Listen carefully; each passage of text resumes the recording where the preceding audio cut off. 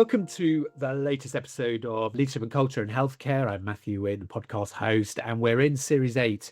Series 8 is about leadership in campaigning, people who have used their experiences to campaign to make change. And I am delighted that Julia Jones from John's Campaign is here with me today to explain and talk about really important elements of carers and support for people. So, Julia, welcome to the podcast. Why don't you start with introducing and telling people about you and some things about the campaign as well?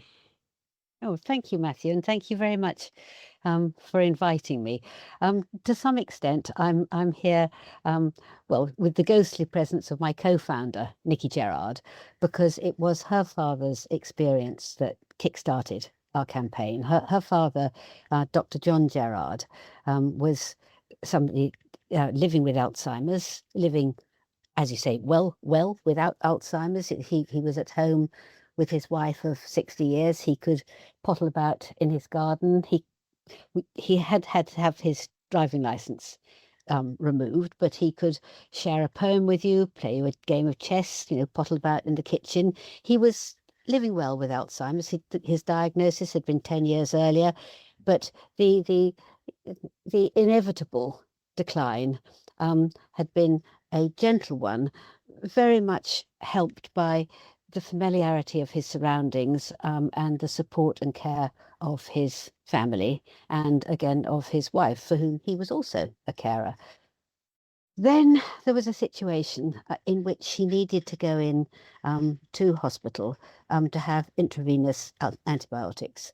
In these days, one might wish that things like that could in some cases be managed in the community, could be managed at home, but in this case he needed to be admitted to an acute hospital, and he went in, as Nicci wrote in her wonderful article after, he went in alert, mobile, smiling. And when he was on the ward, there was a norovirus outbreak, and the knee-jerk reaction was no visitors, ban visitors, and there was little understanding, and I think there sometimes still is little understanding of what the term visitors mean and what it doesn't mean. We all understand what a visitor is when it's somebody lovely who comes in, bringing you a magazine and a box of chockies. But if the visitor is your wife of 60 years or your GP son or your loving daughter, are they visitors in your life, or are they something absolutely crucial in your life? So tragically, Nicci's family innocently went along with this, in the feeling hospital knows best and, we do what we're told. And they didn't go in to see their father. They hadn't realized the effect of hospitalisation on somebody with his, apparently manageable dementia. He clearly fell into a state of deepest confusion. He couldn't apparently get out of bed. He couldn't feed himself. He couldn't take himself to the lavatory. He seemed to lose the power of explanation and recognition, and this disruption in his life from his own home to a hospital. After all he knew about hospitals, was dramatic. And of course nobody was unkind to him, but nobody knew him, so nobody knew that this was somebody who could have had a drink at a cocktail party with you the day before. He might have told you the same story twice, but it would have been fine. And within the space of a very short time, he began to lose weight. He couldn't eat. He lost his continence. He lost his power of speech. By the time Nicci and her family started to realize what was going on, things were quite far advanced. The hospital said, well, we'll need to wait. He'll need rehabilitation. We'll need to wait for a rehab bed. We'll need to keep him in until there's a rehab bed. And of course, that was entirely the wrong reaction. Obviously what he was suffering from was a deep confusion, a deep, very quiet confusion, and not the sort of confusion that makes you sort of throw things at people or kick them, but a very quiet confusion that made him completely passive and unable to do anything. And in the end, he was in the ward for almost 5 weeks. And by the time Nicci finally got him out of there, it was varicose veins he was having the treatment for. His varicose veins were cured, but the rest of him was completely wrecked. She said it was as if he'd gone over a cliff. And they took him home and they had 24-hour care. Very often 2 carers were needed. And he died within 6 months. And when Nicci and I were talking, we're good friends, and we're godparents to each other's children, that sort of thing. And we said to each other, if it had been one of our children in that hospital, would we have allowed ourselves to be turned away? Would we not have kicked down the door until we got to our child? And we remembered that back in the day when we were young, our parents had had to fight for the right to support their children in hospital. And we felt that the time had come, for us to fight for the right to support our older members in hospital. My mother also had dementia. My mother was a much more difficult person to get along. It was mixed with mental health problems as well. Much more difficult person to get along with than Nicci Gerrard. I couldn't envisage her going into hospital, and the thought of her going into hospital without me being there for her, 24 hours, because it was usually in the middle of the night that she assumed people were coming to kill her, was sort of, impossible to envisage. So we Nicci's daughter is a neonatal doctor, and she said, I said, well, if I'm ever going to campaign about anything, I'll campaign, for the rights of family members to support people with dementia. And Anna, Nicci's daughter, said, well, why don't you do it then? So we rather looked at each other and thought it would be sort of simple. We thought what we needed to do was point out this, self-evident fact, and how it would in fact help the staff, because the staff in Dr. Gerrard's ward hadn't wished to be unkind to him. They just didn't know who he was and what he was like. So it was and he was then in hospital for much longer than he needed been. If you're looking from economic perspective, everything was much worse than it need have been. So in our innocence, this was back in 2014. We thought, well, we'll just point this out in the right places, and everybody will understand, and things will change. Well, how wrong we were. So before we drill into what the campaign did and how you did the campaign, just back to your experience with your mother June and Nicci Gerrard, the campaign clearly is about the people that know the individual best to be allowed access to, and I say that being allowed access, it's kind of almost a bit bizarre, isn't it? Should be there by default because they know the person absolutely the best. But it kind of also, from what you're just describing there, Julia, it kind of also challenges the assumption, which you did straight away, that why can't this care be provided at home rather than someone going into a hospital? Oh, yes, please. Yes. Yeah. Yes. The best thing I ever did for my mother was she had a very good GP who called us in one day and said, I think you need a preferred place of care form. And so we did this. I said, well, what's that? And she said, well, it's a yellow folder and you keep it on top of the fridge, sort of thing.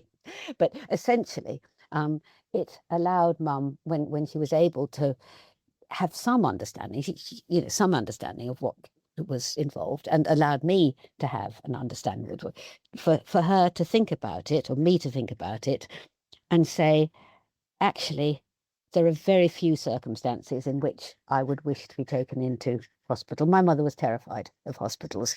She'd had bad experiences as a mental health patient years and years and years ago. But she was a very, very healthy person, so luckily she'd hardly ever had to go into hospital. It would have been utterly, utterly traumatic. So our doctor talked to us about this and said, well, now, for instance, if your mother develops pneumonia, what are we going to do? Yeah. And so we agreed that even if it seemed more risky to treat her pneumonia at home, we would do it at home because the side effects or the trauma of a hospital admission would have been so much more damaging. And Mum said, that if she broke something, she'd like to go to hospital for them to see what she'd broken. And as it happens, that was the only thing we ever had to do, was go in once when she'd had a fall in her care home and they were worried about a breakage. Even that day, that single day, was traumatic both for me and for her. But that was worth it because I insisted on, that they would need me in the X-ray room, and they found they did need me in the X-ray room because, all those machines are extremely frightening for somebody. So and we got through it, but I could see how it had knocked her flat. That was just one day in hospital. Yeah. When it came to the end of her life, and she had an infection, and it wasn't responding to anything in the care home. I was in the care home every day. We were very, very lucky. It was just down the road, and very fortunate. And the GP came and he said, "Now I need to advise you that you need to take your mother to hospital, and we need to give these antibiotics intravenously because nothing's going right here." And I said, "Well, thank you very much indeed, but actually my mother and I have talked about this, and she doesn't wish to go into hospital, and I do understand what you're saying, and here is our yellow form." And he visibly relaxed, and he said, "Thank heavens for that. I had to give you that advice. If your mother had been taken in, I expect we would have cured her infection and she'd be out again, but within a month she would be in again, and the trauma in the meantime would have been extreme and damaging." So that was the moment that we sort of, as it were, had to decide that staying at home, because by that time her room in this excellent care home was her home, and being allowed to die there among people who loved her, even if she died a month or two earlier than she would otherwise have died, it was the better thing. It was her preference, wasn't it? It was her preference. Yeah. Yes. Yeah. And I think this is slightly off the campaign, but it's absolutely full center of the campaign in many respects, is, we do need, as a society, to talk about risk and whose priority we're talking about. Your priority for your mother was clearly really important about where she was treated, how she was treated. And the question I would always ask us to be thinking about is, why isn't that more important than someone else's view of risk? If I've made a decision, I've done it when I'm rational, then actually that's the thing we should be chasing. Just for listeners who are online, Sheila O'Riordan, who is the president of the Hospital Home Society. So what you described is now a normal thing. You can easily have IV antibiotics at home, IV therapy. It should be a normal part of NHS work. No one should be admitted just because of that. We had recorded on her last series, which is on series 7, and she talks very well about this, of actually let's turn the notion of risk to be about what the person wants and the risk they are willing to bear, not what a professional or an organization imposes on them as risk. And that's exactly what you're describing, isn't it, in real time? And I think even professionals and organizations need to extend their understanding of risk. I mean, we had a dreadful time through the pandemic, as you might realize. And there, for so many elderly people, particularly, we do have a particular soft spot for those with dementia, because that's where we started for. People who were in a care home, who were, very likely in the last year or 2 years of their life anyway, who was, let's think of somebody, luckily my mother had died just before the pandemic, but I would every day, and I mean every day, I would go in there in the morning to get her up. I would go in there in the evening to put her to bed, because there were just things like, she wouldn't allow anybody else to brush her teeth or give her medication, that sort of stuff. So, I was essential, if you like, to her care. And the thought that because I wasn't paid to do this, and I was only doing this, because I'm her daughter and I loved her, and I thought it was the right thing to do, because I didn't always love her. But, I could see that was the way her teeth got cleaned and her medicines got into her, and she was kept calm and happy, that suddenly I would stop going in and she would not understand why I had stopped going in, because, people with dementia may not be able to express themselves, may not be able to think very clearly, but emotionally they're very, very, very attuned. So suddenly all those people, and you know the percentages of people in care homes, who are cognitively impaired or who are frail in some way, all those people, not everybody has people coming in, but those who do, suddenly to feel themselves abandoned, and at the same time would be picking up on the frightened vibe and the mask wearing vibe, and the the listening and the whatever was on the television vibe, without understanding it. The death rate and the decline, the rapid deterioration. And I think it was a wonderful Dr. McCaskill in Scotland pointed out, that it was the people who'd been the best cared for people who felt it most acutely, and who declined most sharply. And it's, it was demonstrably true that you can, as it were, die of a broken heart, because you can simply give up the struggle to keep living, and you can stop eating, if you do nothing else. And so there's a situation where the people in the know, should have understood that the risks of certain forms of infection protection and control, the risk to the person outweighs the risk of a virus, which wouldn't necessarily kill you, might kill you. It was a very complicated situation. But all the same, you're talking about a sophisticated understanding of risk. And it's not just the person's preference. There is the wider thing. I mean, take John Gerrard. If somebody had thought to bring his family in, he would have been out of that hospital, within the week. Okay, there's norovirus. Nobody wants to get norovirus. Nobody wants to spread norovirus.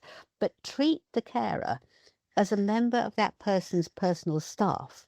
That the family member is the last person in the world who's going to want to do anything to put themselves at risk. So treat them as a member of staff. Give them the PPE training. Tell them what they need to do.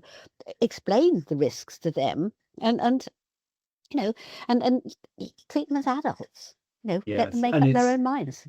And the challenge there, of course, is, and we'll come on to the campaign now, is it's very much around not having a universal kind of rule, like everybody is banned, as you just said with John Gerrard in that hospital ward. But what should be is, yes, we've got a norovirus outbreak, we need to mitigate the risk, but there are risks, as John Gerrard faced, if they do not have that human connection, and he died within 6 months, no doubt prematurely as a result. So where's that in our risk assessment when we suddenly say no visiting? that won't feature anywhere, and Exactly. It should do. So tell us, so I'm intrigued. You two having a chat. There's Julia and Nicci coming together. Family members saying, "Well, go on then, do something about it." This is November 2014. So how did you get the campaign together? Because this is you've achieved a lot of momentum about the issues to do with carer support under John's campaign. So tell us more about that and how it happened.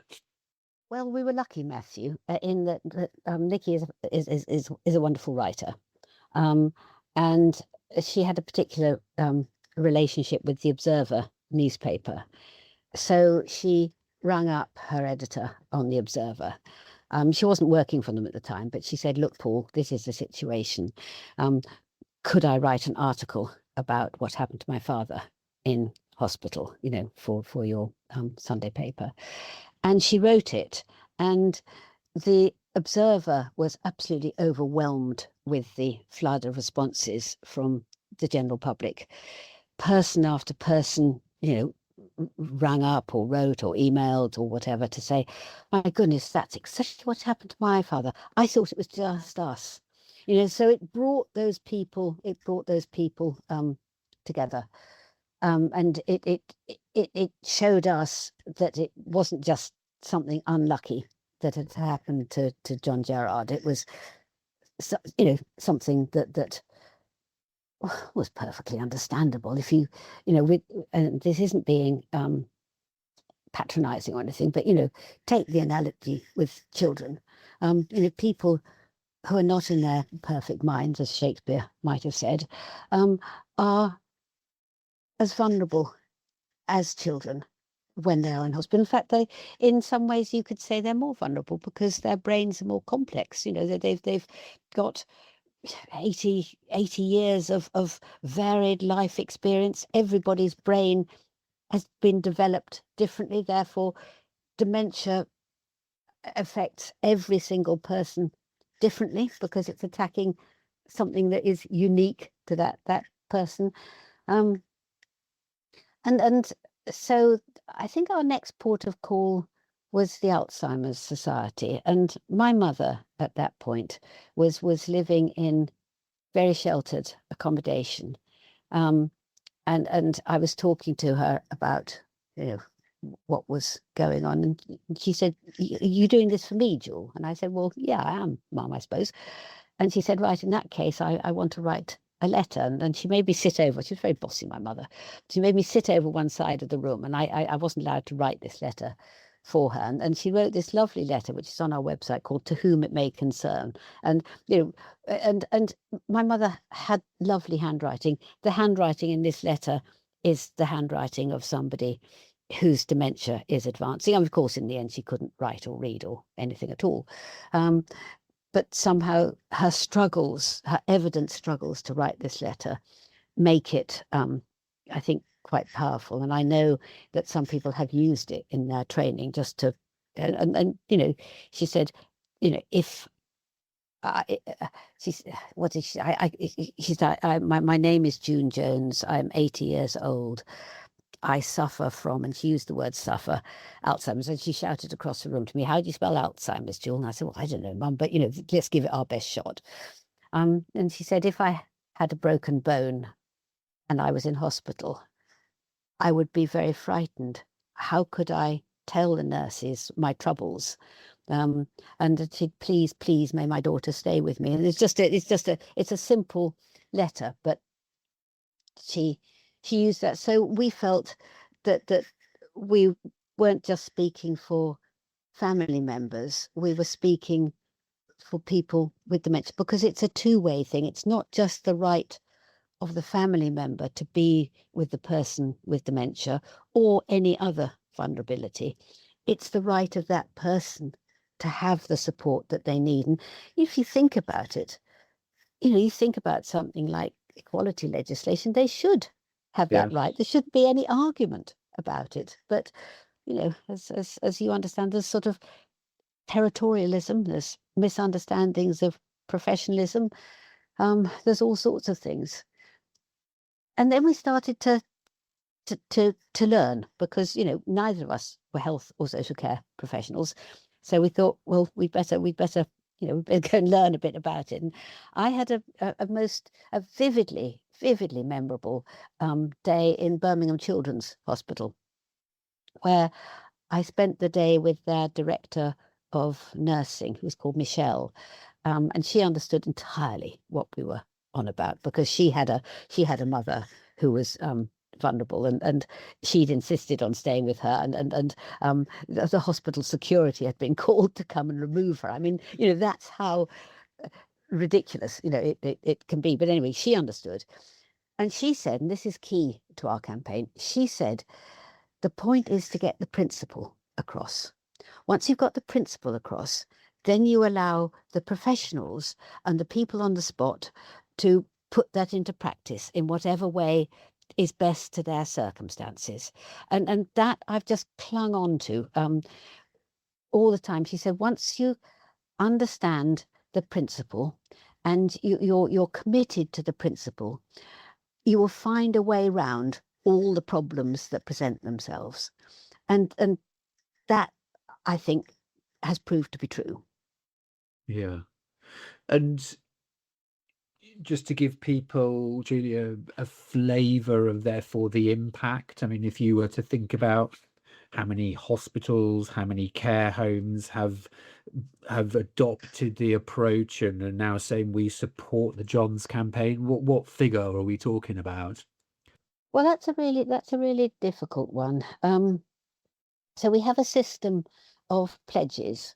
And initially, because the Observer newspaper was backing us, we held a list both with the Observer and with ourselves. Nowadays, it's on our own website, and we ask. But this was partly the Observer's idea. We ask a hospital or a ward or a mental health unit or whoever it may. We've even had 1 or 2 GP surgeries. To make a very short pledge, 50 words pledge, to welcome and work with a family carer whenever the patient needs them. So, of course, for hospitals, this was an immediate sticking point. Well, do you mean in the middle of the night? And we said, yes. If somebody needs support in the middle of the night, that's when they need support. You can't say, well, you can't have support now, you can have it 2 o'clock tomorrow afternoon. It doesn't. You wouldn't do work that that at way. home, would we? No. No, quite. And before the pandemic, I know that all the acute hospital trusts in England had pledged. It still is part of the Wales Dementia Action Plan that all their health boards should adopt the principles. In Scotland, sometimes they didn't call it John's campaign. They might call it something different. That doesn't matter. We don't care, as long as you're doing it. Everybody there, except I think it was Orkney, had and we had some representation from the health boards in Northern Ireland, from each of them. But sometimes it might just be a ward within a health board. Nowadays, we've got a lot more in the Republic of Ireland have joined in, and next week, the Isle of Man decides to adopt the campaign principles. But so you would think, oh, that's fine, great, job done. But it isn't at all, because, and with all due respect, sometimes a lovely chief executive can say, yep, we're signing our trust up. But as you know better than almost anybody, hospital trusts and hospitals in general are incredibly sort of diverse and often quite fragmented organizations, and getting a message out. So we could look at our website. We thought, well, that's fine. All 16 hospitals in that trust, they're all signed up. But actually, when I look at that and I see, well, they've all got exactly the same wording for their pledge, I think to myself, oh yeah, some kind person has just yeah. And it's only as good as the experience of a carer going to a general medicine ward, a rehab ward at 8 or 9 o'clock at night, knowing that that's when the person that they care for will be distressed and being turned away. That's the litmus test, isn't it? Well, when the pledge makes a difference. The trouble is, the NHS culture is a very, very deep-rooted and very various things, and then there is certainly, feeling someplace, no, this is my ward or this is my care home, the care home, no, this is my care home, you come in on my terms. That's a very deep-rooted, it's human instinct maybe, but it's a tough one. And then, of course, there was the experience of the pandemic, when so many ill thought out messages were sent out at a time when we were all very frightened. That was immensely damaging.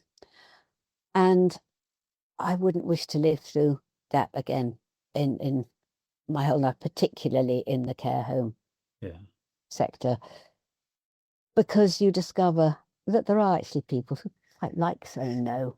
I mean, there are some ghastly families. Don't get me wrong. There are some ghastly patients, and there are some people who relish, a little bit of power, and some of the awful stories.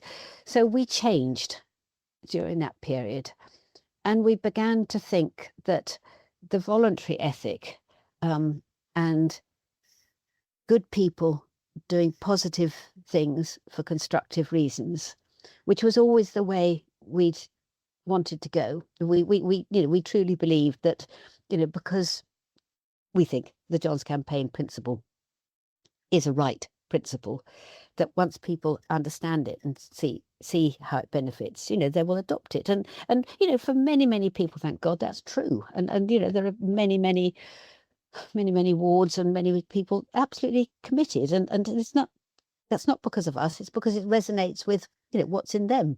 So that's why John's Campaign can sort of survive, as being completely voluntary and not a charity and, not in anything. It's because it does resonate with people, and people come forward and say, I'll be a John's Campaign ambassador or something like that.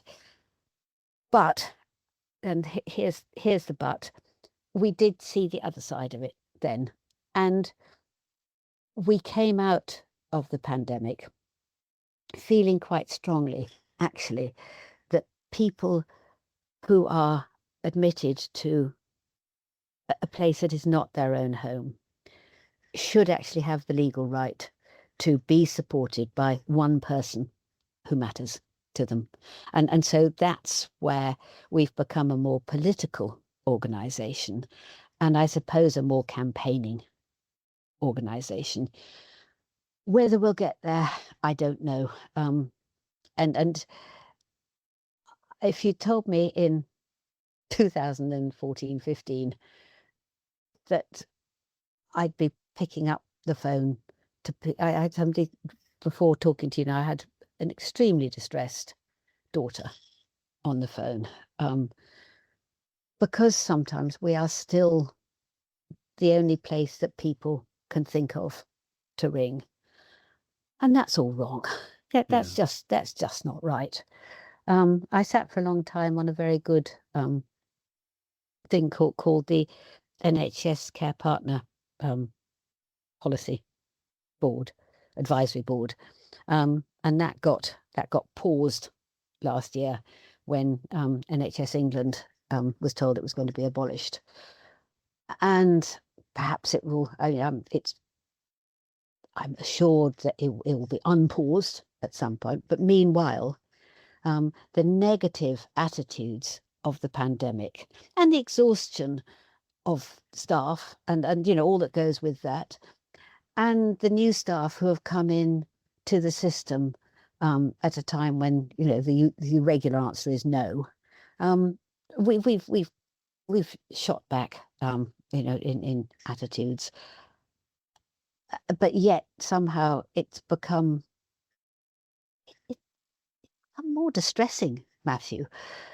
Because now we're hearing from people who are going in and they're witnessing poor care, and you think, oh my goodness, and we think, well, at least they're being let in, which is great, but they're coming out shocked, and you think, how do I cope with this? What do I do about this? Because our mission is not to make hospital care or care home care wonderful. Our mission was only to facilitate a welcome and a partnership working with family members, for the better person-centered care of the, the individual who matters most. Yeah. I don't know. I And I feel quite guess, depressed. yeah, I can imagine. But what you have achieved, in which I was thinking as you were talking, I mean, that's quite phenomenal for a voluntary kind of campaign with minimal resources to kind of make the impact across all hospitals, a whole range of general practitioners and care homes to be over Wales, Scotland, Ireland, Republic of Ireland. That's quite remarkable. I guess where that could go is thinking about this is the world I live in all the time, professionally and personally, with my father in a care home, is the more carers have access and visibility of the person they care for, the more we are going to have the conversation about the standards of care which come next to say it ain't good enough, or it could be different, or it could be more person-centered, or as you were going at the beginning, why isn't this done somewhere else, which is Oh actually God, in yes, someone's own home. So I yes. think I can imagine one might lead into the other, and if it does, it would be a wonderful outcome where more people are being able to see how care is provided. That's the sort of point of view I really like. Um, It might not but how you feel at the moment. unfortunately, it can otherwise. One of the things that I would advocate for is better carer awareness, because of course, when a family member sees the person they love, you know, say, you'd gone to see your dad in his care home, and you'd found him, lying in. This woman I was talking to this morning, she said, I found my father lying in his own feces and with feces all over his hands. And when I asked a nurse to come and help me clean him up, they said, "Oh, I'm sorry, I'm too busy." It might, you see, make you very angry, and then you might have a row with Yeah, that nurse, yeah, and then you might be banned from that ward. Or you might try really hard not to have a row with that nurse because you feel that you might be banned, or you feel that you'll be branded a difficult son, um, and it might even be taken out on your father. You think because your yeah, yeah, your yeah. emotions are involved. Your imagination is running over time. It's like when you first have your child in a school. Do you ever dare complain to a teacher because you think, well, then they'll hate my child because I've Mm, complained. mm. It's really complicated, and if there are things that could be done, complaints mechanisms could be so much better. Hospitals are better than care homes. Care homes are sort of non-existent, really. The complaint structure. There are things that could be done better, but one thing that could be done better, or could be done, is as part of every care worker or nurses or doctors training. They just have a little module on care awareness, and they try to see themselves, put themselves in the shoes of somebody who's coming in and finding their mother, who's maybe she's only just knocked her tea all over herself, or her lunch is sitting there and she hasn't been able to reach it, or and then put themselves in the shoes of that person, understand why families sometimes react badly. And of course, it should work the other way. We family members need to understand, the imperatives of a busy ward. We need to understand about the dignity of other patients. We need to understand about confidentiality. But at the moment, there's there's so little being done to stop us being in two potentially Yeah, antagonistic camps, when we yeah, really should be looking at each other and say, this is what I can do for you, and that's what I really hope you're going to do for me. And we're both doing it for my mum who's in that bed. yeah. And I think then the thing that on this series looking at people are campaigning, it's almost thinking through, are we having to create really great structural ways of operating. Martha's rule, which is about being able to be heard, Jess's rule, and yours about, the rights and the legal rights of carers to be identified and listened to. I suppose what goes through my head is it's kind of pretty sad that we're having to put those in that legislative, that formal process, Yep. because they should be normal. We should be doing these things. That Yep. that nurse who you had the call about shouldn't react badly, because actually it's terribly undignified for someone to be lying in their own feces and have it on their hands. That is wrong. That should never have happened. And I think you're right. We need a good challenge to say, are we caring for an increasingly frail population in the best way possible? And how do Mm. we do that? Tell me, we could go on for ages, and we shouldn't. We mustn't, because we'll bore Not people. only We don't for want to our do that. for our Yeah. own sanity, but Yeah. listeners. But as we come to an end, tell me a few things that, now you've been at this for quite a few years, over a decade now. What have you learned about leadership and culture in health organizations and social care organizations, where it gets, so let's be positive, where Yeah. it makes change and where it goes well.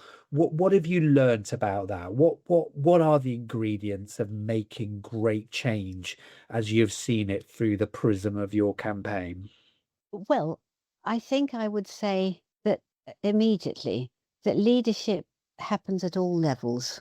Um, the places where John's campaign has worked best is where it's been heard by somebody who understands what's about and say, yes, that's what we should do. And they do it. That's what I mean. There's no, we're not the triangle of care. You don't have to do any, well, you do have to do your pledge. And we certainly ask communication, terribly important, so we would wish that you would put up a sign on your ward door saying carers welcome. We wish that you would check with your website that wherever you have a bit about visiting hours, that you also have a bit about arrangements for carers Parents, to yeah, visit. So yeah. there are those sort of, so I was sitting in a car with a wonderful director of nursing in Scotland. And I said to her, what's one of your biggest challenges? And she said, oh, these days, she said, it's getting nurses to take responsibility. And it's going back to what you were saying about the fear of risk. Um, but actually, I'm perfectly sure that I'm not saying anything that you don't know 100 times. That leadership should be an enabling and supporting thing. That if the healthcare assistant on ward 15 confronted with a daughter who says, I absolutely, yes, I know it's you've had your ward rounds and everybody's going to sleep, but I know my mother needs me to help her have her supper. Even if you've got a protected meals thing, you say, yes, actually she hasn't been eating very well, do come in and give your mum her supper. That's an easy Yeah, one. yeah. But you have to know, as that healthcare assistant, that your ward manager or your director of nursing or your chief executive officer is not going to come down a ton of bricks and say, well, you didn't do an assessment, you didn't Yeah, ask for. yeah, You have to allow people to have individual conversations, individual to individual, and following the principle that you have laid down as a CEO, that we want to welcome carers in our ward, then you encourage people to find their own ways of doing this. And I yeah. think that's what I mainly think about leadership and culture. So it's setting the frame, it's providing the permission, but it's also enabling and supporting people to take risks and be human, Yes, be where human. the humanity needs to be woven back into our interactions and Yes. not revert to policy and rules that forgets the humanity of what is actually the core element of healthcare. Yes, Matthew, absolutely. And it's encouraging all the people in your organisation to look at the people that they are there to treat and to care for and say, that's somebody's mum, that's that's somebody's daughter, that could be my mum, it could be my daughter. There was a very good chief inspector adult social care, and her name has just for a minute gone out of my head. But Andrew she sort Sutcliffe. Andrew Sutcliffe, yep. She would apply the mum test. Is this how I would want my mum to be treated? Is this Yes. good enough for Yeah. my mum? In which case, that's fine. Yeah. And so if this this little healthcare assistant has welcomed somebody in, and okay, it's a son and it's a woman's ward. You say, but you let a man into a woman's ward. You say, and she says, no, but he was a son and his mother needed him and he needed her, and I made sure that they were okay. I explained the board regulations to him, and I welcomed him in. And you said, well done, you did the right thing in Yeah. my organisation. Julia, it's been fascinating listening to you. I mean, a campaign that started with two people, with you and Nicci having a chat, Nicci's experience with her father, John, and that terrible kind of dichotomy of following the rules but having a terrible impact on him, and he, I think the expression you used, he'd gone over a cliff and died within 6 months, and therefore your collective ambition to make things happen.